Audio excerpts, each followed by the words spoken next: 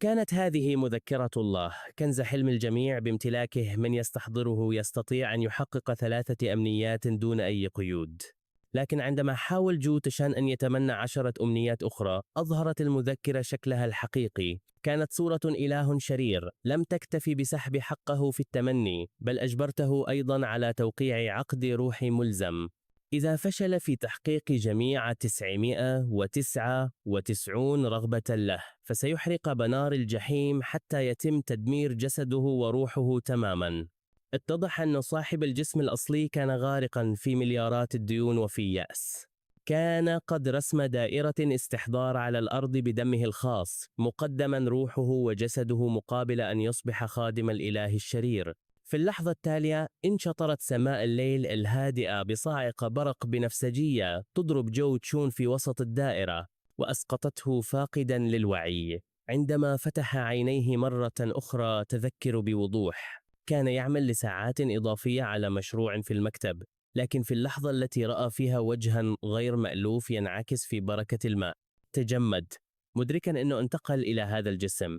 بينما كان جو تشان يتساءل عن نوع هذا العالم، فجأة طاف كتاب قرمزي أمامه مدعيا أنه يمكن أن يمنحه 3 أمنيات. قفز قلبه. هل يمكن أن يكون هذا ورقته الذهبية؟ لكن بالنسبة لبطل القصة، أليس 3 أمنيات قليلا جدا؟ لذا دون تردد قدم أول أمنيته، أن يمنحه الكتاب القرمزي 10 أمنيات أخرى. في اللحظة التي خرجت فيها الكلمات من فمه، انفجر الكتاب بهالة ساحرة، ثم تحول إلى إله شرير يحدق به. لذا لم يكن الخطأ في العقد، بل في روح جديدة. انهارت ساقا جو تشين وسقط على الأرض يرتجف، يسأل عما هو. وما المقصود بالعقد والروح؟ كان صوت الإله الشرير باردا، وقال إنه غير جدير بمعرفة هويته الحقيقية. فقط إن صاحب الجسم الأصلي قد باع روحه ولحمه لتحقيق أمنية، لكن الآن الجسم الذي كان يجب أن يكون له قد تم الاستيلاء عليه بواسطة جوتشون، مما جعل جوتشون ملكا له. عندها أدرك جوتشون أن هذا ما يسمى بالغش لم يكن هدية على الإطلاق، بل تم إحضاره هنا ككبش فداء، صفقة اشتري واحدة واحصل على واحدة مجانية. التفت على الفور وركض نحو مخرج السطح، لكن الإله الشرير اكتفى بفرقعة أصابعه.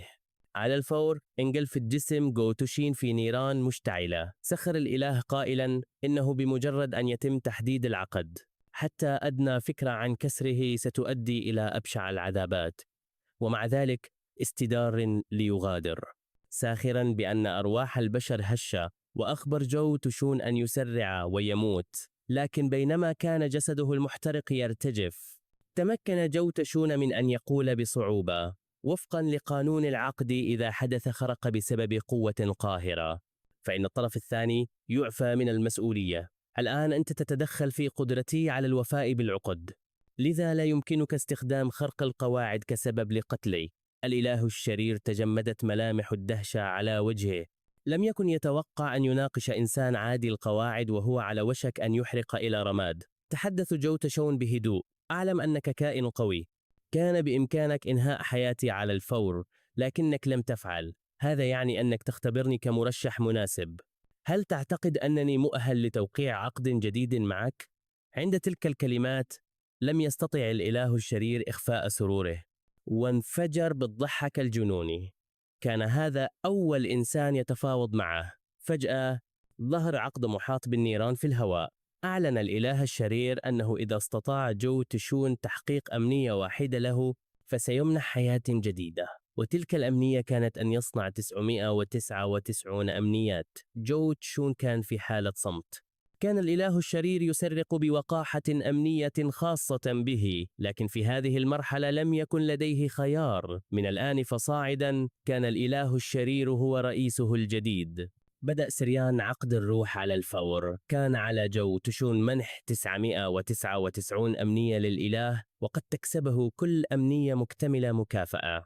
بعد ذلك اتبع العنوان المنقوش على المفتاح إلى باب شقة صغيرة. لدهشته بعد توقيع العقد، أخبره الإله الشرير أنه يمكنه فعل ما يحلو له، وأنه سيظهر فقط عندما يحتاج إليه. هذا أربك جو تشون. ألا ينبغي أن يجعله يعمل حتى الموت كعبد؟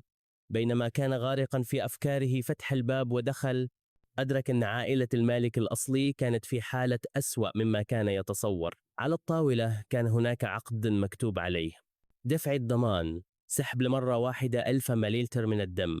في تلك اللحظة انقضت أنبوب معدني على مؤخرة رأس جو تشين. زأر بلطجي أشقر: أين كنت للتو؟ أأنت تجرؤ على تجاهل مكالماتي؟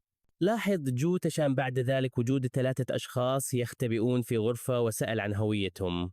ركلته الشقراء بشراسة في بطنه: هل نسيت الدين الذي اقترضته الأسبوع الماضي؟ هل كنت مخدرا لدرجة أنك لا تتذكر؟ وأين تلك المرأة العجوز التي تبيع الدم لتسديد ديونك، ميتة في حفرة ما؟ سخر، يا له من نكتة. أمك غبية حقا، تخاطر بحياتها لتسديد فوائد القروض. لأمثالك من القمامة. القمامة هي القمامة، موهبة بنت من القمامة، وما زلت تحلم بتغيير حياتك. أنت مدين حتى رقبتيك بالكاد تأهلت لتكون في أدنى رتبة كرسول. بينما كانت اللكمات والركلات تتساقط، جمرت شظايا ذكريات الجسد الأصلي عقل جو تشين.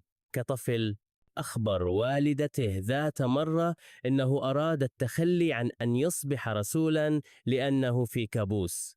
رآها تعمل حتى الانهيار كل يوم، تنهار في نومها ولا تستيقظ مرة أخرى. لم يرد أن تعيش والدته هكذا، وكان يخشى أنه إذا فشل في أن يصبح رسولا ستشعر بخيبة أمل. فقط ابتسمت واستروكت جبهته بلطف. يقول برفق: لا بأس، حتى لو سقطت السماء يمكن للأم أن تحملها. الذاكرة تحطمت واندلعت قوة هائلة. انفجرت داخل جو تشان ووجه لكمة مباشرة إلى وجه الشاب الأشقر، فطار المجرم للخلف كقذيفة مدفع. اصطدموا بشدة بالجدار، والفم الذي كان يطلق الإهانات أصبح الآن كتلة من الدماء. أحس 2 آخران من جامعي الديون على الفور أن هناك شيئا خاطئا، وذلك بسبب الهالة التي كان جو تشان يصدرها. كانت مليئة بالتهديد، وكأنه قد اخترق حاجزا ذهنيا فجأة، وقد زأر بنظرة باردة: ما الخطأ في أن يريد شخص من القاع أن يرتفع؟ وجوه الرجلين تشوهت من الغضب. قطعة قمامة من الدرجة أمثل أنت؟ يتجرأ على التفاخر. سحبوا عصي قابل للطي من أكمامهم، معتمدين على كسر أحد ذراعيه وأرجله في الحال. ومع ذلك كان التركيز جو تشان أكثر على التغيرات في جسده. هل كان هذا الرسول ودرجة التي تحدثوا عنها؟ بالإشارة إلى هذه القوة المكتسبة حديثا، وبناء على سلوكهم كان لابد أن تكون رتبهم أعلى من رتبته. فجأة هاجم أحدهم، ولكن في عين جو تشان كانت الحركة بطيئة بشكل مؤلم، كإعادة عرض ببطء. مع دوي قوي هبطت العصا محطمة انبعاجا عميقا في الأرضية الناعمة، وكان جو تشان بالفعل خلفه. انطلقت ركبته إلى وجه الرجل مع ضربة مثيرة للاشمئزاز. الرجل الذي أطلقه عليه الأخ يونيو انهار على الأرض. Rushed in to back him up, unable to understand how could an E-rank stage 2 have this kind of speed and power. ظن أنه تسلل إلى نقطة ضعف جو تشان، مستعدا لكسر أضلاعه بسهولة، لكن جو تشان فجأة هاجم بركلة عنيفة. بالرغم من أن الرجل تمكن من التصدي بعصاه ضد قوة جو تشان المتفجرة، كان الأمر كمن يحاول إيقاف قطار شحن بيدين عاريتين. لم يستطع جامع الديون أن يفهم كيف عرف جو تشان موقعه بالضبط. دون أن ينظر حتى بدأ يتوسل للرحمة قائلا إنهم كانوا يتبعون الأوامر وأن لينيو أرسلهم لجمع الدين. كانت تعبيرات جو تشان مليئة بالازدراء: سأدفع الدين، فقط لا تزعجني مرة أخرى، خذ رجالكم واخرجوا. عند سماع هذا سحب الرجل بسرعة رفيقيه بعيدا، ثم نظر جو تشان نحو السقف. أيها الرئيس، كنت تراقب، أليس كذلك؟ عند كلماته ظهر الإله الشرير في شكل الكتاب القرمزي. مبتسما: أشعر بوجودي، حواسك حادة. ابتسم جو تشان بخفة، شعرت بقوة غريبة في جسدي. الآن عرفت أنه كان يجب أن تكون أنت من يساعدني في الخفاء. أومأ الإله الشرير برضه، هذا صحيح. لو لم أعطك قليلا من قوتي لربما كنت الآن مجرد لحم مهروس. يجب أن تكون ممتنا. أضاءت عين جو تشان: عرفت أنك حقا ورقتي الذهبية. إذا كنت تستطيع أن تمنحني القوة كلما احتجت إليها فلن أحتاج إلى الخوف من أي شخص. قام الإله بتدوير عينيه. قوتي ليست شيئا يمكن للخلود مثلك استخدامه بحرية. لقد كنت محظوظا هذه المرة ولم تتجاوز حدك، وإلا لكانت قد سقطت ميتا قبل أن يلمسوك. عبس جوشان. لذا العمل من أجلك لا يأتي مع أي فوائد على الإطلاق. فكر في الأمر إذا أصبحت أقوى. ألن يكون من الأسهل تلبية أمنياتك؟ الإله أغلق عينيه. لا تقلق، وفقا لعقدنا سأعطيك مكافأة مفيدة.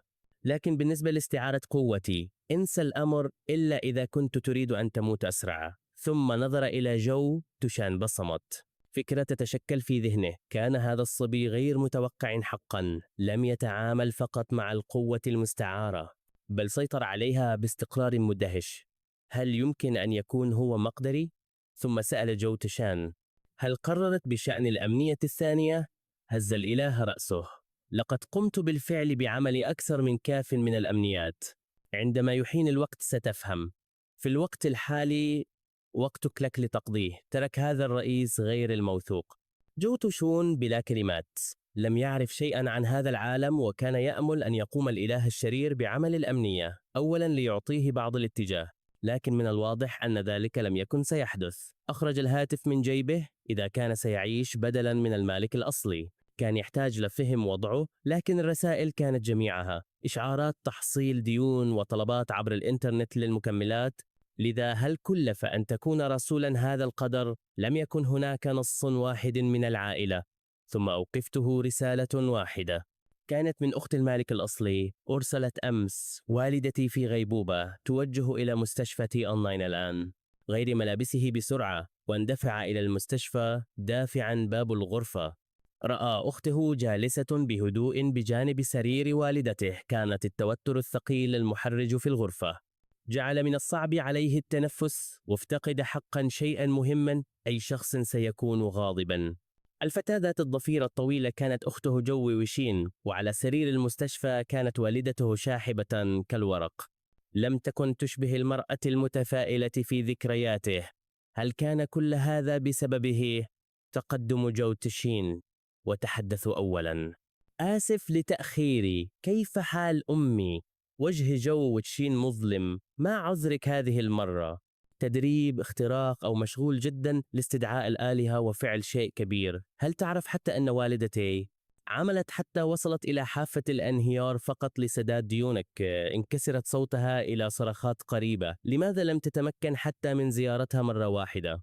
لقد أعطتك كل شيء. عائلتنا بأكملها أعطتك كل شيء لك. لم تتمكن حتى من تحمل تكاليف الرعاية المركزة، لأنها كانت تسدد ديونها. عاشت بإرادة خالصة. كادت والدتي تموت. هل تفهم ذلك؟ بعد أن أخرجت كل ما في جعبتها، انكمشت جوي وشين في كرسيها. وضعت بطاقة مصرفية على الطاولة. هذه هي مصاريفك للعيش لمدة 6 أشهر. من الآن فصاعدا سأعتني بأمي. ليس لديك أي علاقة بذلك وديونك. ادفعها بنفسك. لقد انتهينا من مساعدتك.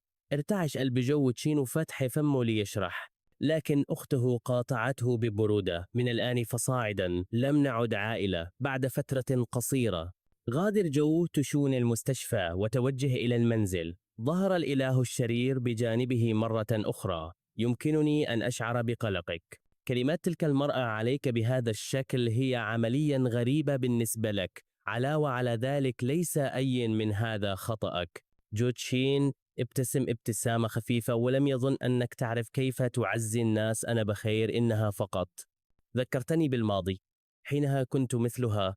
أردت أن أقول شيئا، لكن لم أتمكن من إخراج كلمة واحدة. ومع تحول المزاج إلى الأثقل أغمض الإله عينيه وسخر: لم أهتم، فقط لا تدع هذا يعوق أحلامي. أصبح نظر جوتشين صارما مرة أخرى. قال: إذا أثبتت قيمتي ستساعدني على أن أكون أقوى، أليس كذلك؟ إذا كنت قويا بما يكفي يمكنني تعويض كل هذا. صحيح، كان نبرة الإله الشرير مؤكدة بالطبع، لكن أولا عليك أن تظهر لي قيمتك. تابع نظراته وهو يبتعد. فكرة تتلاعب في ذهنه عند نقطة القدر. لا تخذلني يا فتى. في هذه الأثناء في نادي الأدوية كان لون شيراكلين يناقش الأعمال مع رجاله. اتصل بالطاقم هناك وقل لهم أن يسرعوا في الإصلاحات. المديرون الأعلى لن ينتظروا إلى الأبد. أومأ أحد رجاله بسرعة ثم أضاف: رئيس، هناك شيء آخر اكتشفناه، أنه في المنطقة لم تسر عملية الجمع بسلاسة. تم الإطاحة ب3 من رجالنا على يد طالب أطلق لين شيرك زفرة باردة. تلك المنطقة لم تكن مستحقة للجمع بعد. هؤلاء الحمقى لا بد أنهم كانوا يحاولون اقتناص شيء لأنفسهم. إنهم مهرجون مثلهم يجعلون عدد أقل من الناس يأتون إلي للاقتراض. تعامل معهم وفقا للقوانين.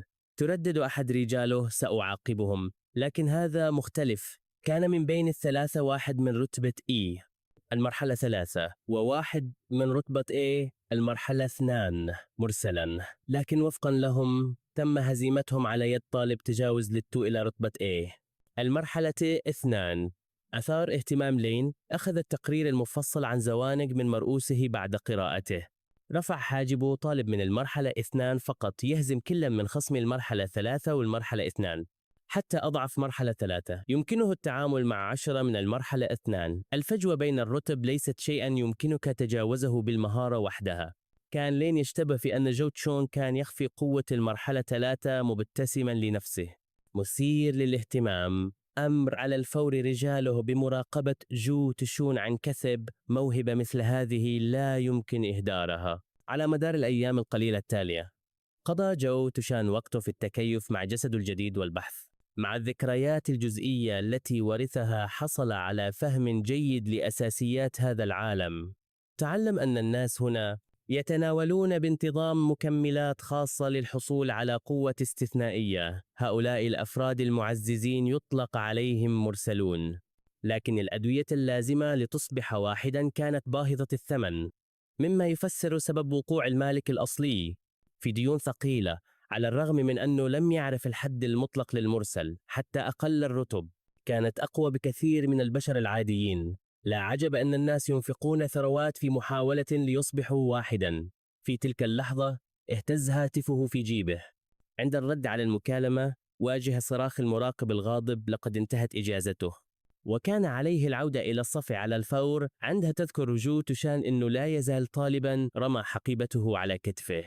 اندفع إلى مدرسة لايت باث الثانوية خلال درس من محاضرة المعلم، وتعلموا أن مكانة الرسول تحددت بناء على القوة، وتم تصنيفها حسب الألقاب، والتي تتراوح من أدنى رتبة E إلى أعلى رتبة S. وكان يتعين على المرء أن يصل إلى قمة رتبته الحالية قبل الانتقال إلى التالية. وكان يقال إن الرسول من رتبة سان لا يختلف عن الإله. لمواجهة هذه القوة كانت العالم مقسما إلى 5 طبقات اجتماعية.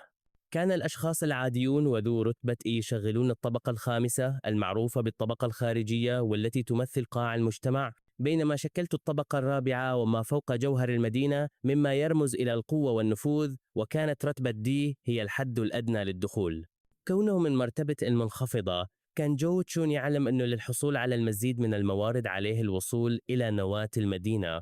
في الوقت الحالي كانت الأولوية هي أن يصبح أقوى بأسرع ما يمكن. بعد الدرس أعلن المعلم أنه سيكون هناك اختبار في مادة P. طالبا الجميع بالتغيير والالتقاء في الملعب، لم يستطع جو تشون إلا أن يتعجب من أنه كان هناك طلاب من قسم المراسلين يتلقون تدريبا بدنيا لنصف اليوم. كانت هذه هي الحياة المثالية. لكن قبل أن يستمتع بالفكرة نادى أحدهم اسمه من خلفه. في اللحظة التالية أمسك شخص ما بياقة جو تشون وبدأ يسخر منه: بعد أيام قليلة وأنت تتصرف وكأنك عظيم. الدرجات الجيدة لن تنقذك. تخطط لإقناع أعدائك بالاستسلام. المراسلون يعيشون ويموتون بالقوة، وأنت مجرد قطعة قمامة من المرحلة الأولى. رد جو تشون ببرود: حسب هذا المنطق أنت أيضا مجرد قطعة قمامة من المرحلة الأولى. كلمات جو تشان: تركت الفتى ذا الشعر الرمادي بلا كلام تماما. وفي نوبة من الغضب العاجز وجه لكمة نحو جو تشان محاولا إنقاذ بعض الفخر، لكن تلك الضربة البطيئة لم يكن بإمكانها أن تؤذيه. تجمد الفتى ذو الشعر الرمادي لم يستطع الإفلات، وكان يبدو حتى أن جو تشون قد أصبح أطول سمهو. نظر جو تشون إليه بعينين جليدتين: ألم تقل أن القوة هي كل شيء؟ إذن هل يعني ذلك أنني يمكنني تمزيق فمك الآن؟ قبل أن تستقر الكلمات، انقضت هالة ساحقة على الملعب بأسره. الضغط الهائل جعل من المستحيل على جو تشون أن يتحرك أي بوصة، وكان مصدرها ليس سوى معلمه في التربية البدنية تيان جيجيا جو تشون. لقد كنت عائدا منذ فترة قصيرة وأنت بالفعل تثير المشاكل. وضع جو تشان ابتسامة ودية، موضحا أنه كان يتدرب في مبارزة ودية مع زميل، تنهد تيان جيجيا ببرودة، محذرا إياه أنه في المرة القادمة سيكون هناك عقاب. ثم أمر جميع الطلاب بالتجمع للاختبار. استمعوا، أمامكم 3 أشهر فقط حتى اختبار التخرج، وبعد ذلك البطولة الحقيقية لتبادل المناطق. إذا حصلتم على ترتيب جيد ستجلبون الشرف للمدرسة، وسيكون لديكم فرصة للدخول إلى أكاديمية مرموقة. للتأكد من أنكم في أفضل حال، لقد حصلت على مكملات مبتدئين مستوردة بسعر 6000 لكل منها لمساعدتكم على تحقيق درجات عالية. بدأ الطلاب اختبار السحب، حيث كان الذين لا يمتلكون مكملات بالكاد يستطيعون القيام ب20 تكراراً، بينما أولئك الذين استخدموها دفعوا بسهولة إلى أكثر من 50 دفعة واحدة. كان جو تشان متفاجئاً. كان اختبار المراسلين بهذه البساطة كان يتوقع شيئاً أكثر تميزاً، بينما كان يفكر اقترب منه مراقب الفصل. جو تشون، هل أنت بخير؟ لقد أخذت عطلة لعدة أيام، فجأة ظننت أن شيئاً ما حدث لك. أضافت خجلاً: ليس كأنني أحاول أن أستفسر، ولكن مع اقتراب التخرج من غير المعتاد أن تأخذ وقتاً بعيداً، لذا كنت فضولية. سأل مراقب الفصل: بالمناسبة، ألا تنوي شراء مكملات المعلم؟ هزت شاو تشين رأسه قليلاً قائلاً: إنه لا يملك المال، بينما الجميع الآخرون يشترون هذه المكملات الغذائية الباهظة الثمن. هل أنا المرسل الوحيد المفلس هنا؟ كانت على وشك تحذير من عواقب عدم الشراء عندما نادت عليها تيانو جيا للاختبار. حتى بعد تناول المكملات لم تصل درجتها إلى الخط المطلوب للنجاح، لكن بما أنها اشترت زجاجتين للتو، غيرت تيان جيجيا درجتها لتصبح ناجحة على أي حال. وهذا هو الوقت الذي أدرك فيه جو تشان أن المكملات الغذائية باهظة الثمن لم تكن مجرد تعزيز للأداء، بل كانت أيضا تتيح لك معاملة خاصة من المعلم. مع اقتراب التخرج كان من المنطقي أن يرغب الطلاب في الحصول على درجات أفضل، لكن مع قوته الحالية لم يكن بحاجة إليها. وسرعان ما نادت تيان جيجيا باسم جو تشان، ورأت أنه ليس على قائمة الشراء. قرر المعلم بهدوء خصم النقاط لجعله يرسب، آملا في الضغط على المزيد من الطلاب للشراء. ارتدى جو تشان واقيات المعصم الثقيلة للاختبار، ولم يرى شيئا غير عادي. عنبر السحب أمامه، لكن في اللحظة التي قفز فيها وأمسك به شعر جسده فجأة بأنه أثقل، وكلما سحبوا بقوة زاد الوزن. وكان من الواضح أن الكريستال المدمج في واقيات المعصم هو السبب. ومع ذلك كان للوزن الزائد حد، ومع قوته الحالية كان التكيف معه سهلا مع 100 رطل من الوزن الإضافي. بدأ يختبر تماما أين تكمن حدوده. لم يصدق الطلاب المراقبون أعينهم، لأنه مع أقصى وزن لواقيات المعصم لا يزال جو تشان ينجز ما يقرب من 100 سحب في مرة واحدة. وبمجرد أن أسقط جو تشان من بار السحب، تجمعت حشود من الطلاب حوله، وقالوا إن درجته يمكن أن تضعه بسهولة في الصف النخبوي، وأغرقوه بالأسئلة: متى تخطى إلى المرحلة الثانية؟ وما العلامة التجارية من المكملات التي استخدمها؟ كان المعلم تيان جيا مصدوما بنفس القدر. كيف تحسنت قدرة هذا الفتى البدنية بشكل كبير؟ هل استخدم معززا؟ لكن المعززات كانت باهظة الثمن جدا بالنسبة للشخص العادي، واستخدامها هنا سيكون غير منطقي. هل يمكن أن يكون قد تقدم بالفعل إلى المرحلة الثانية بمفرده خلال الأيام القليلة الماضية؟ إذا تعلم الطلاب أنه يمكنهم الارتقاء دون مكملات، كيف سيفرض عليهم بيعها؟ ابتسمت تيان جيجيا في سرها. إذن، هل تعتقد أن الوصول إلى المرحلة الثانية يجعلك نجما بارزا تخترق أرباحي؟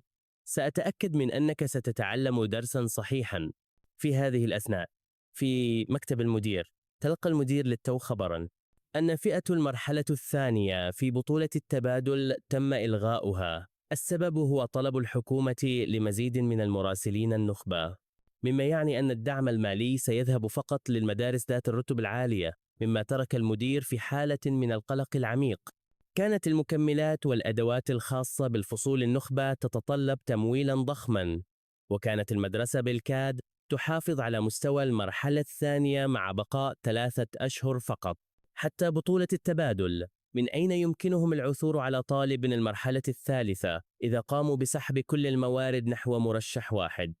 ربما يمكنهم المراهنة على إنتاج طالب من المرحلة الثالثة، لكن ذلك يعني التخلي عن الكثير من الطلاب العاديين. كان يحدق في الكريستال الأسود في خزانته: ماذا يجب أن أفعل في أكاديمية مراسلي الضوء؟ محكوم عليه بالسقوط خلال فترته. في تلك اللحظة دخل تيانجيا وسلم نتائج الاختبار مبتسما وهو يقول إن الطلاب كانوا يقومون بعمل جيد وسيصبحون مراسلين جيدين، لكن نظرة واحدة إلى الورقة جعلت وجه المدير يكتئب. كان معظم الطلاب لا يزالون في المرحلة الأولى، بعيدين عن مستوى بطولة التبادل. رأى تيانجيا عاديا، ذكر أنه كان هناك طالب واحد لا يصلح للبقاء مراسلا. بعد لحظات تلاقى جوتشان استدعاء للاجتماع مع المدير بمفرده، وكان في حيرة. لم يتمكن من تذكر أنه فعل شيئا خاطئا، والأسوأ أنه سمع أن المدير صارم بشكل نوتوريوس إذا كان يستدعي جوتشون. بالتأكيد لم يكن ذلك للدردشة، كل ما يمكنه فعله هو أن يأمل ألا تكون أخبارا سيئة. لكن في اللحظة اللي لمست فيها يده مقبض باب المكتب انفجرت النيران فجأة. صوت الإله الشرير تردد في ذهنه، هذا ما قصدته برغبة التي تفعل تحت ظروف معينة. كان الإله الشرير متأكدا من أن هدفه قريب. إذا كنت لا تريد أن تحترق، اذهب وابحثوا عنه الآن. دخل جو تشون المكتب مندهشا. الشيء الذي أراده الإله الشرير كان هنا بالفعل. مع المدير نظر المدير إليه وتحدث بنبرة منخفضة وثابتة: جو تشان، صحيح؟ تقريرك الجسدي يبدو جيدا، قريب من المرحلة الثانية، وهذا يستحق الإشادة. أما بالنسبة لتخطي الحصص والرد على المعلمين والقتال مع زملاء الدراسة، أفهم ذلك، الشباب حماسيون، لكن لا شيء من ذلك يهم. هل تعرف ما هو الأكثر أهمية للمراسلين؟ المال. لهذا أعتقد أنه يجب عليك التخلي عن كونه مراسلا. هل تقول إنني غير مؤهل لأكون مراسلا؟ هل تخبرني أن أترك الدراسة؟ أومأ المدير برأسه.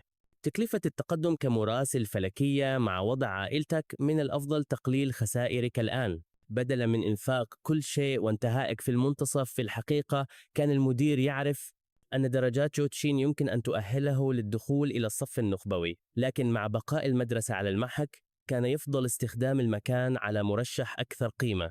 إذا استطاعوا إنتاج حتى طالب واحد في المرحلة الثالثة قبل بطولة التبادل، قد تنجو المدرسة. بعد فترة طويلة من الصمت قال المدير: إذا وافقت يمكنني استرداد رسومك الدراسية اليوم، بدءا من الغد لن تحتاج للعودة. ماذا تقول؟ في تلك اللحظة أضاء الإله الشرير خلف جو تشون فجأة ولد وجدت الهدف. أحصل عليه لي. جوجان لف عينيه. ألا ترى أنني في ورطة هنا؟ لماذا لا تحصل عليه بنفسك؟ رد الإله: إذا كنت أستطيع لفعلت ذلك بالفعل. العقد ينص على أنني يمكنني فقط المطالبة بشيء يخصك بالكامل، لذا بغض النظر عن أي شيء يجب عليك جعله لك. قيم جو تشين الوضع بسرعة. يجب أن أصل إلى قلب المدينة، لكن للوصول إلى هناك يجب أن أحقق رتبة دون الحصول على شهادة تخرج مراسل. هذه هي الأكاديمية الوحيدة للمراسلين في المدينة. إذا أردت تلك الشهادة والصخرة التي يريدها رئيسي، لا يمكنني السماح لنفسي بالطرد. هذا ليس شكمت بعد. بحسب علمي، أعلى مستوى وصله أي طالب هنا هو أثنان. أي شخص فوق المرحلة أثنان سيكون ثمينا للغاية، مما يعني أنه إذا استطعت رفع رتبتي إلى ما فوق أثنان الآن بهذا الفكر، تحدث إلى الإله الشرير في عقلي: يا رئيس، قلت سابقا إنني سأحصل على مكافأة لتحقيق الأمنيات، صحيح؟ إذا لم تقرر بعد، هل يمكنني اختيارها بنفسي؟ بدأ أن الإله يدرك نيته، وبدأت قطرة من عرق بارد تتشكل. يمكنك، لكن لا تخبرني أنك تخطط لي. كانت إجابة جو تشين حاسمة: صحيح، أريد أن تكون مكافأتي هي استدانة قوتك.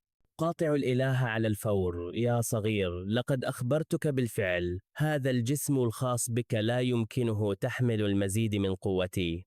السبب الوحيد الذي جعلك لا تنفجر في المرة السابقة كان حظا غبيا. فكر في طريقة أخرى. لكن نبرة جو تشين كانت حازمة. لا أستطيع أن أفصل هنا. إذا تم طردي الآن، من يدري كم من الوقت سيستغرق للحصول على فرصة أخرى في قلب المدينة؟ وإذا حدث ذلك، قد لا تتحقق أمنياتك أبدا. ثق بي يا رئيس. كان الإله متفاجئا للحظ بعزيمته، وبعد توقف تشكلت لهب متأجج أمام عين جو تشين.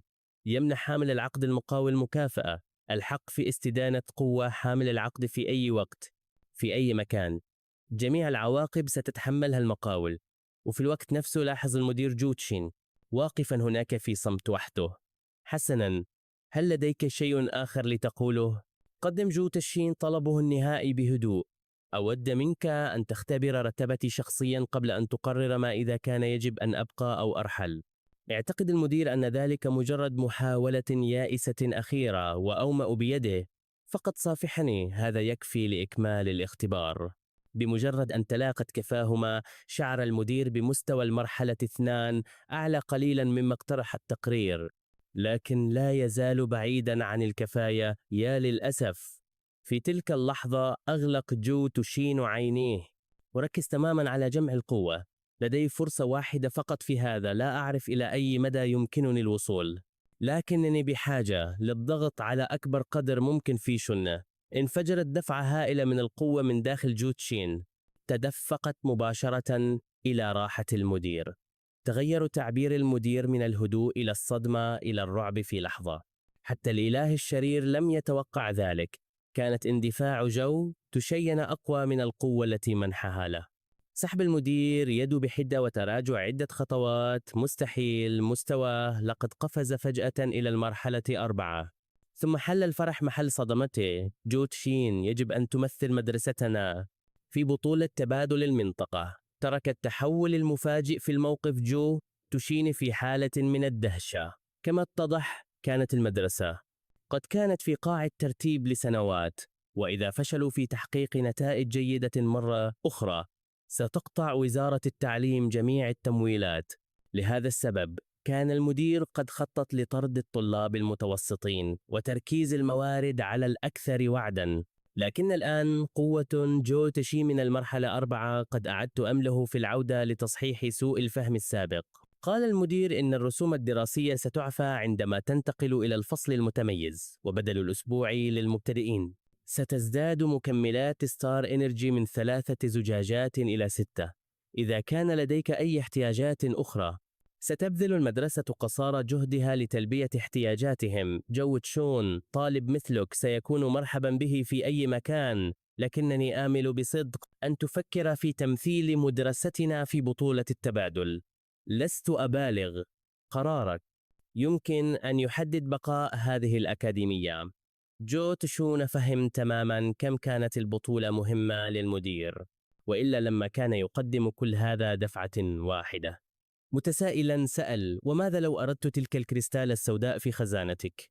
نظر المدير إلى الجوهرة الداكنة خلفه. كانت مصنوعة من كريستالة نجم نادرة أعيدت من الطبقة الوسطى من قبل المدير السابق. ليس لها استخدام عملي كبير، لكنها كانت رمزا لروح المدرسة. ومع ذلك، إذا كانت المدرسة لا يمكن إنقاذها، فما فائدة الرمز؟ إذا كنت تستطيع حقا تأمين مستقبلنا، سيكون من الصواب منحها لك بموافقة المدير. ضرب جو تشون صدره. اطمئن سيد المدير، سأبذل قصارى جهدي في بطولة التبادل. ومع ذلك سأل المدير بفضول: بالمناسبة جو تشون، كيف قفز مستواك بهذه السرعة؟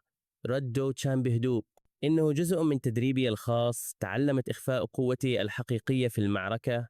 إنها استراتيجية لتشويش الخصوم. سأكون ممتنا لو أبقيت مستواي الفعلي سرا. عيني المدير تبللت. إخفاء المرتبة استراتيجية طورها الرسل ليضلل الأعداء في المعركة. لم أتخيل أبدا أن شخصا بهذا العمر سيكون لديه مثل هذه الرؤية. طمأنه. لا تقلق، لن أخبر أحدا. من الجيد أن نعلم أن المستقبل سيكون في أيد شابة مثلك. ثم استدعى معلما موكلا إليه مرافقة جو تشون إلى الفصل المتميز على الفور وتوفير المكملات. وفقا للحصة المحدثة، قاد المعلم جو تشون إلى الطابق الثاني. هذا الطابق بأكمله ينتمي إلى الفصل المتميز. جو تشون، فقط تعال معي للتسجيل. بالمناسبة، مع علاقتك بالمدير لم أره سعيدا بهذا الشكل من قبل. رد زوانق بشكل غير رسمي، نحن فقط نتفق. قبل أن يتمكن من قول المزيد، رشت المعلم تيانجيا الذي أبلغ المدير عنه.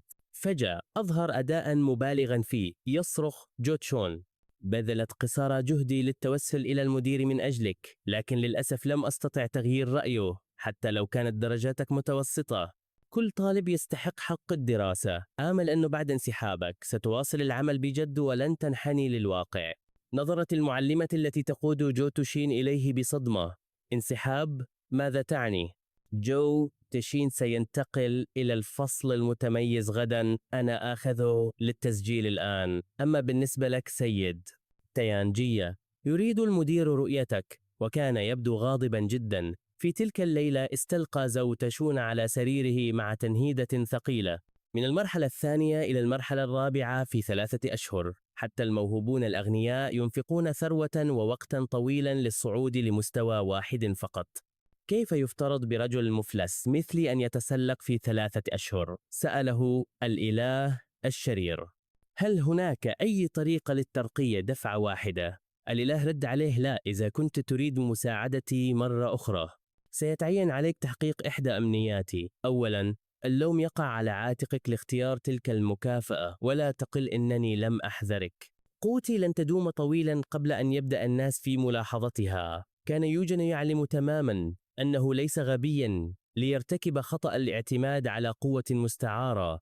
في البطولة الحقيقية على أي حال أنا لم أفصل، وأنا أحصل على مكملات مجانية. هذا بالفعل خطوة كبيرة من حيث بدأت. يمكن أن تنتظر الترقية. الأولوية الحقيقية الآن هي معرفة كيفية جني بعض المال. في صباح اليوم التالي وصل جو تشوني إلى الصف النخبوي، لكن ما استقبله كان بوابة متهالكة تبدو كمدخل لمصنع مهجور. مقفرة كان تعبيرا لطيفا تماما. عندما تساءل عما إذا كان قد جاء إلى المكان الخطأ، نادى عليه صوت: أنت جو شون، صحيح؟ رجل لوح له بحماس.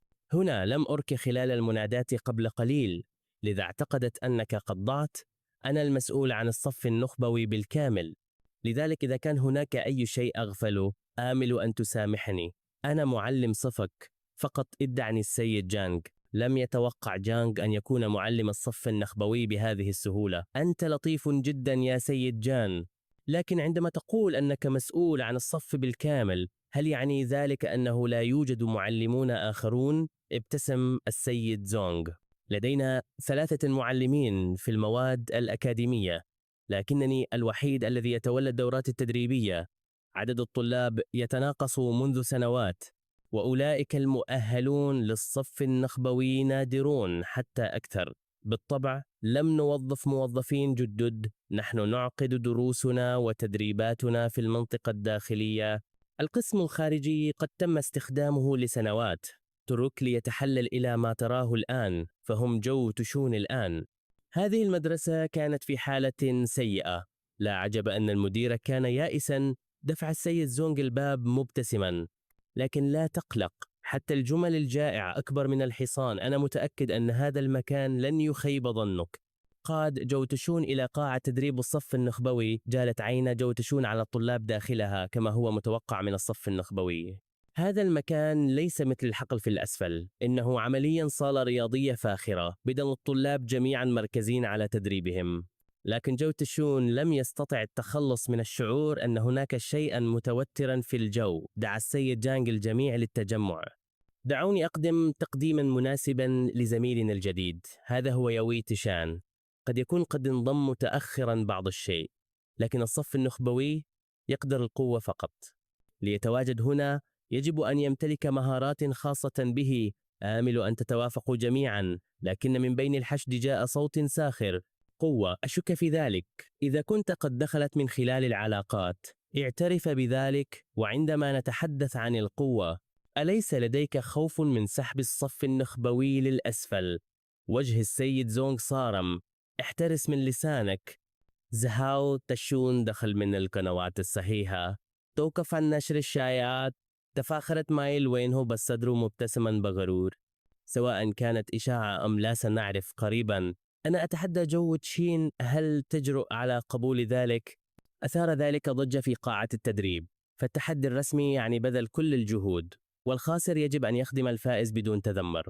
مع كون ماو وينهاو واحدا من أفضل المقاتلين في الصف، اعتبر الجميع هذا تنمرا على طالب جديد، وأثارت المحادثات انتباه صبي ذو شعر أشقر. بالقرب منها شرحت فتاة ذات شعر وردي بابتسامة أن الطالب المنتقل على وشك محاربة ماو وينهاو، حتى الأشقر الذي عادة ما يكون غير مبال بأي شيء، أصبح الآن فضوليا. حاول السيد زانغ بسرعة التوسط، فالتحدي الرسمي لن يحتسب إلا إذا قبل الجانب الآخر. لكن قبل أن يتمكن من إنهاء حديثه، رد جو تشين: إذا كان مجرد تدريب ودي دون تعريض الأرواح للخطر، سأقبل ذلك. الحقيقة هي أنه أراد اختبار مهاراته ضد طالب متفوق للاستعداد لمباراة التبادل القادمة. في هذه الأثناء في مكتب المدير، كان المدير قد تلقى للتو مكالمة من السيد جونغ يقول فيها إن جو تشين دخل في قتال. بدا السيد زانغ متوترا، بل بالأحرى تحداه ماو وينهاو في مبارزة رسمية، وقد وافق تشاو تشين. الآن لن يتراجع أي منهما، والجميع في الصف يشاهد. لا أستطيع تهدئة الأمور بعد لحظة من التفكير. وافق المدير على المباراة وطلب من السيد جونغ إعداد الحلبة، فهو أيضا أراد أن يرى ما يمكن أن يفعله جو تشين حقا. بعد بضع دقائق صعد السيد زانغ إلى المسرح كحكم. القواعد هي نفسها كما في مباريات التبادل. الحلبة مخصصة للمقاتلين فقط، لا تدخلات خارجية. أي شخص ينتهك القاعدة سيتم طرده.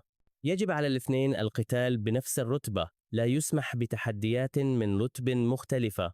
أضاف السيد جونغ: هذه مبارزة ودية، لا ضربات على المناطق الحيوية، لا ضربات قاتلة، وبالتأكيد لا ردود فعل بعد ذلك. ضربة نظيفة على الوجه أو الاستسلام الطوعي تعني الهزيمة. ومع أمره بدأت المباراة رسميا. اندفع ماو وينهاو إلى الأمام، عازما على إنهاء القتال بحركة واحدة سريعة وحاسمة، ومد يده نحو عنق جو تشين. لكن جو تشين قد توقع ذلك، ممسكا بمعصمه في منتصف الضربة. تبع ذلك بمجموعة من الهجمات العدوانية، كل واحدة منها تم تجنبها أو صدها بسهولة باحثا عن ثغرة. فجأة ألقى ماو وينهاو ركلة مستقيمة في اللحظة الأخيرة، حيث لف جسده مغيرا مسار الركلة، وهي تقنية قتالية. ركلة هوك وين أصابت جو تشين بشكل مفاجئ تقريبا، مما جعله يفقد توازنه. فقط ألقى جو تشين عليه نظرة باردة، ثم وضع كفها على الأرض ودفع نفسه بقوة انفجارية ليدور في الهواء. سلام قدمه في جانب رأس ما وينهاو، مما جعل ما وينهاو متجمدا في مكانه ثم استعاد وعيه. كان هناك قبضة بالفعل تقترب من خده، لمسة خفيفة من جو تشين على وجهه وسحب يده. ضربة على الوجه تحسب كفوز، أليس كذلك؟ يبدو أن هذا يجعلها لي. اختفى الغرور المعتاد لما وينهاو ولم يتبق سوى الصدمة على وجهه.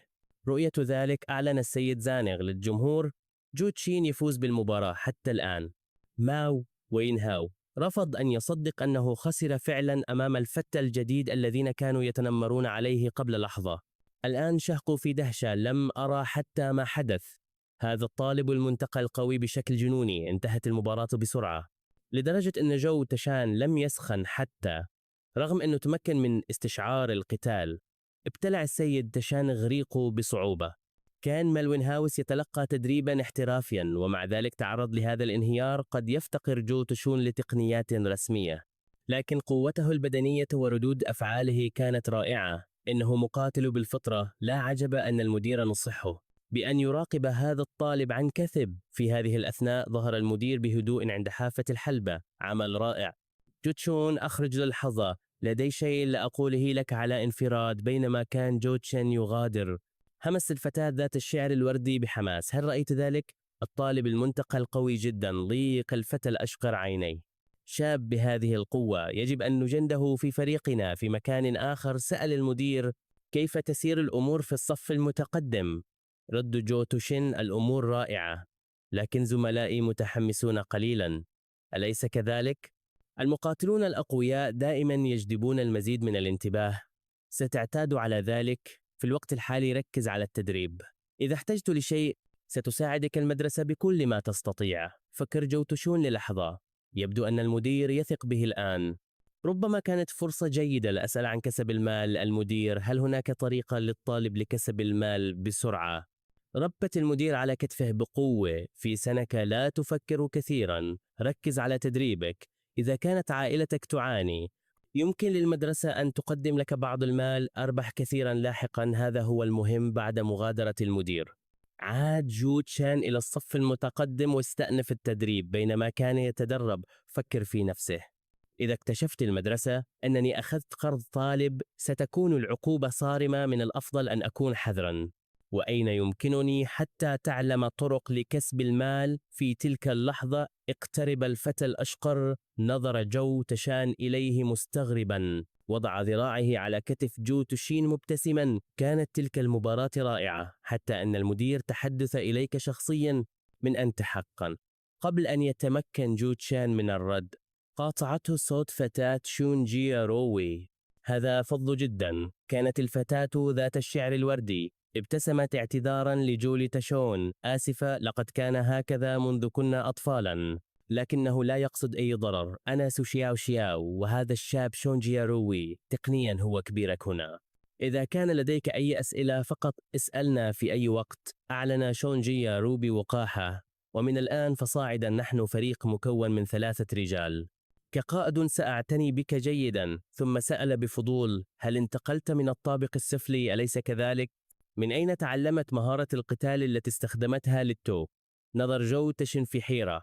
ما هي مهارة القتال؟ اتسعت عينا شينجورو: لا تعرف. ثم تلك الحركة التي استخدمتها لإسقاط ماو وينهاو. رد جو تشن: كانت مجرد غريزة، لا أعرف أي شيء عن مهارات القتال. أضاء وجه شينجر بإعجاب. اللعنة، كانت تلك حركة وحشية. لو كان ماو وينهاو يعلم لجن جنونه منذ أن تعلم ذلك المهارة القتالية التي كان يتفاخر بها بلا توقف. شرحت سو شياو إن المهارات القتالية هي تقنيات قوية يمكن للطلاب تعلمها من لفائف أو حجارة الذاكرة. كلما أتقنتها أكثر أصبحت أقوى، وهناك أنواع عديدة يمزجها المقاتلون المهرة لتناسب أسلوبهم. أضاف شونجي روي أن الركلة التي استخدمها ماو وينهاو ضده كانت مهارة قتالية تدعى ركلة العاصفة الهوائية. فكر جو تشون: لا عجب أنني لم أستطع صد تلك الركلة. لو كان لدي مهارة قتالية أيضا لكانت فرصي في مباراة التبادل أعلى بكثير. سأل: هل المهارات القتالية نادرة؟ أو شينجيرو تقريبا يتم تصنيفها حسب المستوى. كلما كانت أقوى كانت أندر الأساسية التي تعلمها المدرسة، لكن القوية عليك شراؤها أو الحصول عليها من شخص مهم مستعد للمشاركة. حاليا حتى المهارة الأساسية من الدرجة تكلف حوالي 500 ألف. قالت سو شياو وشون جيروي إنهما يمتلكان مهارات قتالية. حتى أن شون جيروي ابتسم: يجب أن نتدرب معا ليرى تشاو تشن ما تبدو عليه المهارة الحقيقية. شعر جو تشام بضربة قاسية لكرامته. المهارات القتالية التي تساوي نصف المليون وتصرف كأنها لا شيء. لا عجب أن الرسوم الدراسية للفصل النخبوي كانت مرتفعة جدا. هؤلاء كانوا حقا أولادا أغنياء. خطرت له فكرة: إذا كانوا بهذا الثراء ربما يمكنه الحصول على نصيحة لكسب المال بسرعة. فسأل مباشرة: إذا كنت أريد شراء مهارة قتالية لكني أفتقر للمال، هل هناك طريقة لكسب الكثير في وقت قصير؟ لا حدود، كل شيء مسموح. فكر شينجيرو للحظة: لا حدود، مال سريع. يجب أن يكون ذلك في منطقة المعجزات، منطقة المياه السوداء على الفور. لكزو شياو على رأسه: لا تضلله. إذا سمعك معلم يقول ذلك سيتم استدعاؤك لإلقاء محاضرة. ضحكت شين جيروي بشكل محرج: كنت أمزح. بالتأكيد يقولون إن كل شيء ممكن هناك، لكن المدرسة تمنع الطلاب من الذهاب. إذا تم القبض عليك سيتم طردك في الحال. فقط اعتبرها قصة. ثم سأل: كم تحتاج لتلك المهارة؟ أجاب جو تشان بهدوء: حوالي 300 ألف. ترك هذا الرقم كلهما مذهولين. همسوا لبعضهم: مدركين أنهم لا يملكون ما يكفي لمساعدته، فكر جو تشان في نفسه: منطقة المياه السوداء يستحق المحاولة. بعد المدرسة سأتحقق منها. تلك الليلة اتبع الملاحة إلى طريق هيشيوي. واقفا أمام المحيط المتهدم تأكدوا أن هذا هو منطقة المياه السوداء على بعد بضع دقائق من منزله. إذا عاد إلى المنزل وغير من زيه المدرسي سيكون من الصعب على أي شخص التعرف عليه. سأل بشكل غير رسمي: يا زعيم، ماذا تعتقد أنه سيكون داخلها؟ لا رد عبس: هل لا أحد هنا؟ انسى الأمر. حراس المناطق الخارجية ليسوا على مستوى عال، بمستوى 4. يمكنني الهرب إذا ساءت الأمور. كان المكان يبدو وكأنه مهجور منذ سنوات. هل كان هناك حقا شيء معجزي في الداخل؟ ثم لاحظ آثار أقدام، آثار جديدة، علامات لأشخاص يمشون ذهابا وإيابا. متبعا الأثر وجد بابا، ممر سري مثير للاهتمام، توجه نحوه مباشرة دون أن يدرك أن عدة شخصيات قد ظهرت خلفه، عيونهم تتلألأ باللون الأحمر القاني. بينما كان يخطو جوخين إلى الممر تحت الأرض وهو غير مدرك لما يحدث، جعلته رؤيته تتنفس بعمق. كانت هذه أراضي المعجزة، منطقة بلاك ووتر، شوارع متسخة تصطف بها المشردون، وأشخاص مشبوهون يتاجرون بالمخدرات في الظلال. لا عجب أن لا أحد يحب الحديث عن هذا المكان. إنه في الأساس منطقة بلا قانون.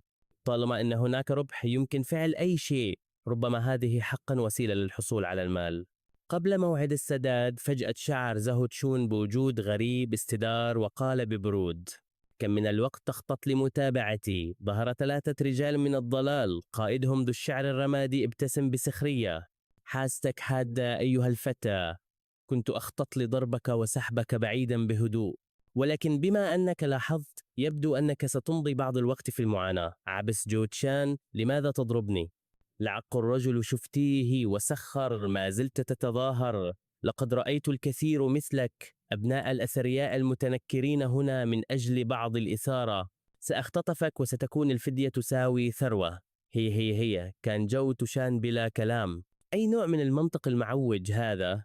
ربت الرجل ذو الشعر الرمادي على خده وقال بظلام خائف ومربك: جيد، أنا مقاتل من فئة الأوركل، لا يمكنك الهرب مني. كن لطيفا، أدفع الفدية وربما سأدعك تعيش. أظلم وجه جو تشين: هذا وقح جدا أيها العجوز. قبل أن يتمكن الرجل من الرد، صفعه جو تشان بقوة حتى سقط على الأرض. تجمدت الشخصيتان المساعدتان للحظة ثم شاوتد: رئيس، هل أنت بخير؟ أخرجوا السكاكين. أيها الوغد اللعين، تهاجم رئيسنا عندما لم يكن جاهزا. أنت ميت. مع رفع الشفرات اندفعوا مباشرة نحو جو تشون، نية القتل تتألق منهم تماما عندما كانت السكاكين على وشك الضرب. جاءت صندوقان خشبيان تطير من مسافة، اصطدموا برؤوس المهاجمين الاثنين مع صوت عال. في اللحظة التالية قف الظل أمام زهو تشان. أمسك بالشخص يد دون تردد. كانت فتاة ترتدي قبعة بيسبول. قالت بسرعة: تعال معي. قبل أن يتمكن جو تشان من الرد كانت قد سحبته بعيدا بسرعة كبيرة. بمجرد أن وصلوا إلى مكان آمن استعاد جو تشان أنفاسه وشكرها: شكرا لإنقاذي. كنت في الواقع أخطط لأسأل هؤلاء الرجال شيئا لدهشته. بدأ أن الفتاة تعرفه: أنت زهاو تشون، ماذا تفعل هنا؟ في اللحظة التي قالتها أدركت أنها كان ينبغي عليها إخفاء هويتها. نظر جوتشين بازلد: هل تعرفيني؟ درست الفتاة وجهه بدهشة. أنت لا تتذكرني؟ غطت بسرعة: لقد رأيت اسمك على طوقك. نظر جوتشين إلى الأسفل وأدرك أن اسمه كان مطبوعا هناك. شكرا للتذكير، لم ألاحظ حتى. من الجيد أنك لست شخصا يعرفني بالفعل. أطلقت الفتاة تنهيدة خفيفة من الارتياح. أوه، كدت أنسى، لا يمكنني الكشف عن هويتي. على الأقل تصرفت على نحو جيد. حذرتها في منطقة بلاك ووتر: لا تكشف معلوماتك الشخصية بهذه السهولة، إنه خطير. دعني أخرجك من هنا. هز جوتشين يده بسرعة: لا، الأمر جيد. لدي شيء عاجل لأعتني به، يجب أن أذهب. فكر في نفسه إذا اكتشفت أنه طالب. لقد انتهيت من الأمر، من الأفضل أن أخرج بسرعة. كانت الفتاة تراقب ظهره وهو يغادر بعبوس. لقد مرت سنوات، لكن هذا بالتأكيد جو شون. هل أنا مخطئ أم أنه يتظاهر بعدم تذكري أنه طالب؟ فما الذي يفعله في مكان مثل هذا؟ ألقت نظرة على اليد التي سحبته إلى بر الأمان سابقا، متذكرة شعورها بها. لقد أصبح مستدعيا أيضا. بعد فترة قصيرة من إنفاق زهو تشون 10 يوان على قناع لإخفاء هويته. مع ارتداء القناع فكر في نفسه، يجب أن ينجح هذا، لن يتعرف علي أحد الآن. لكن بعد أن تجول لفترة طويلة لم يجد بعد وسيلة لكسب المال. حينها أطلق صوت رجل من خلفه: مرحبا يا فتى، لا تبدو أنك من هنا. ابتسم الرجل: اعتبرني مرشدك السياحي، أنا أعرف كل شيء عن هذا المكان، أي شيء تحتاجه فقط اسأل جو. تردد شون: حسنا، أخبرني عن أي مكان قريب يمكنني كسب نقود بسرعة. أضاءت عين الرجل متسع الابتسامة: بالطبع، اتبعني. في داخله كان يحتفل بالفعل برسم رأس آخر في حقيبته. وبسرعة وصلوا إلى مكان معزول تبين أنه ساحة ملاكمة تحت الأرض. نظر زهو تشين إلى الحلبة وسأل: هل هذا ناد سري للقتال؟ ابتسم الرجل وأومأ: بالضبط، إذا كنت تريد نقودا بسرعة فهذا هو المكان المناسب. استمر الرجل: الليلة حدث خاص، الفائز لا يحصل فقط على جائزة المال بل أيضا على جزء من بركة المراهنات. حضر العديد من المرسلين فقط من أجل هذه المعركة، إنها مثيرة والمخاطر عالية. الآن هو الوقت المثالي للانضمام. درس جو تشون المقاتل في الحلبة بدل فتى شرسا. لكنه كان بوضوح في المستوى الأول من رتبة انحرفت عينيه إلى جائزة المال المعروضة على الشاشة. ربما هذه هي فرصتي، لذا إذا كنت مهتما يمكنني أخذك للحصول على بعض الرقائق الآن. شجع الرجل. هز جو تشون رأسه: انسى الرقائق، أفضل، فقط أخذ جائزة المال. تجمد الرجل محدقا في ديسبليف: ما هذا مع هذا الفتى؟ في تلك اللحظة وصلت الفتاة إلى الساحة تحت الأرض تتفحص الحشد. استقرت عيناها على الحلبة وتمتمت في صدمة. لماذا هو هناك؟ كان جو تشان في الحلبة يتبادل الضربات مع مقاتل آخر. لا تظن أن انتصارين يجعلانك نجما كبيرا. زأر خصمه: أنا جيريكو، بطل هذه البطولة، تذكر اسمي قبل أن يتمكن من إنهاء. انطلقت قبضة جو تشين مباشرة إلى وجهه، لكمة واحدة، هذا كل محتاجه. سقط جيريكو على الحلبة فاقدا الوعي وغير متحرك. كان صوت جو تشين باردا وهو ينادي: معارك سريعة فقط. من التالي دخل وحش أصلع شرس الحلبة ينبح: تذكر اسمي حتى تعرف من قتلك. لكن قبل أن يتمكن من الاستمتاع بتفاخره أرسلت لكمة جو تشين له عبر الحلبة: تحدث عن كرم سريع. تجمد المقاتل التالي الذي تسلق الحلبة من الرعب. مرتعشا وهو يصرخ: أستسلم. في غرفة التحكم كان الرئيس يحدق في الشاشات مذهولا تماما. سمحنا له بالدخول فقط لأنه بدا ضعيفا. كيف انتهى الأمر هكذا؟ رشد أحد التابعين: رئيس، المقاتلون الذين نخطط للتعاقد معهم قد هربوا جميعا، والضيوف يعتقدون أننا ندبر المباريات ويطالبون باسترداد الأموال. إذا استمر هذا فإن الحلبة ستنتهي. مستحيل أن نسمح لذلك الولد بمغادرة المكان مع جائزة المال. هي أضف مباراة أخرى. أطلق سراح ذلك الرجل. زأر الرئيس تماما عندما ظن جو تشين أنه هزم كل مقاتل وكان بإمكانه المغادرة مع الجائزة. صوته المذيع ارتفع عبر السماعات: هذا المتحد لا يوقف. لكن بالتأكيد أنتم جميعا لا تشعرون بالرضا بعد. دعونا نعطي الجمهور ما يريد. مباراة واحدة مثيرة حقا. تعكر وجه جو تشين. لقد عرف الآن أنهم لم يخططوا لدفع أي شيء له من البداية. ثم مع دوي ثقيل فتح الموظف بابا مقاوما للصدى. والآن زأر المذيع: دعونا نرحب بحدثنا الرئيس المخفي. ضاقت عينا جو تشين بشكل حاد. ما رآه بعد ذلك كان مروعا. في وسط الحلبة تم جر وحش مقيد بسلاسل ثقيلة إلى الرؤية، المشوه نايفلين. مع نقرة معدنية ثقيلة تم فتح الأقفال واحدا تلو الآخر. سقط جسد نايفلين على الحلبة مع دوي. بعد ثانية انفتحت عيونه كاشفة عن وجه مشوه ومرعب أرسل قشعريرة في أرجاء الجمهور. في المدرجات تجمد زوجان شابان من الرعب. أجبر الرجل صوته على أن يبدو شجاعا: لا تقلقي، أنا هنا. تراجعت الفتاة. بريق ريكوغنيشن في عينيها. كانت تعرف نايفلين. ماذا يفعل شيء مثل هذا هنا؟ كانت أفكارها تتسابق. هذا الشيء يتجاوز مستوى جو تشين بكثير، يمكنني إخراجه من هنا، لكن ذلك سيكشف هويتي وستدمر خطتي بالكامل. تجاعيد جو تشين تجمعت، تبوى الرئيس ليس له أثر.